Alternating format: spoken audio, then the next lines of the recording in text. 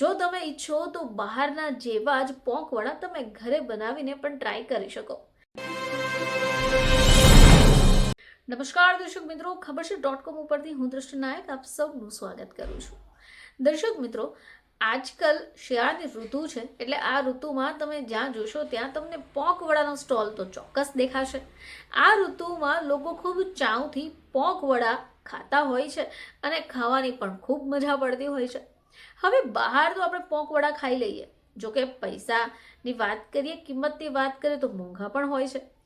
જો તમે ઈચ્છો તો બહારના જેવા જ પોંક વડા તમે ઘરે બનાવીને પણ ટ્રાય કરી શકો। તો ચાલો એની યુનિક રીત શું હોય જાણી લઈએ। તો મિત્રો, પોંક વડાની રેસીપી વિશે આજે આપણે જાણીશું। સુરતની આ પ્રખ્યાત વાનગી તમારે ઘરે ચોક્કસથી બનાવવી જોઈએ। તો પોંક વડા સુરતની પ્રખ્યાત શિયાળામાં બનતી એક ચટાકેદાર વાનગી છે। હવે આ પોંક વડા બનાવવામાં લીલા જુવારનો પોંક, લીલું લસણ, ડુંગળી, મરચાં, કોથમીર ભરપૂર ઉપયોગમાં લેવાય છે। હવે શિયાળામાં પોંક વડા ખાવામાં આવે તો ટેસ્ટની સાથે હેલ્થ માટે પણ ફાયદાકારક છે। આજે આપણે આ રેસીપી વિશે જ જાણીશું। તો પોંક વડા બનાવવાની સામગ્રીમાં તમને જોઈશે જુવારનો લીલો પોંક, ચણાનો લોટ, ચોખાનો લોટ, લીલી ડુંગળી, લીલું લસણ, કોથમીર, ડુંગળી, ઝીણા સમારેલા મરચાં, આદુની પેસ્ટ, લીંબુનો રસ, મરી પાવડર, હળદર, આખા ધાણા, ચપટી ખાંડ, ગરમ મસાલો, વરિયાળી, ખાવાનો સોડા, મીઠું અને તળવા માટેનું તેલ। તો સૌથી પહેલાં જુવારના લીલા પોંકના 2 ભાગ કરી લો। એક ભાગ મિક્સરમાં ક્રશ કરો।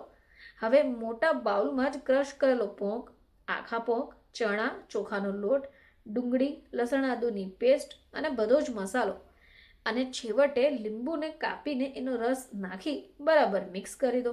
હવે એક બાઉલમાં જરૂર મુજબનું પાણી નાખીને એક ખીરું તમારે તૈયાર કરવાનું છે। હવે આ જે ઘટ ખીરું રાખજો અને બાદમાં 10 થી 15 મિનિટ સુધી એને રેસ્ટ થવા દો।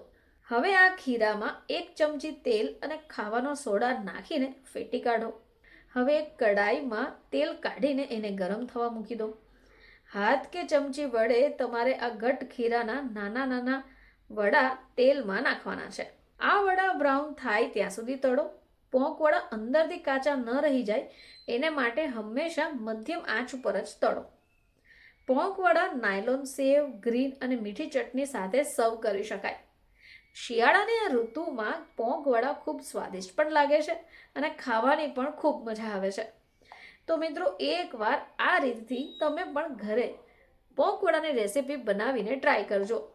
ફરીથી તમારી સમક્ષ હાજર થઈશું, ત્યાં સુધી જોતા રહેજો ખબર છે .com।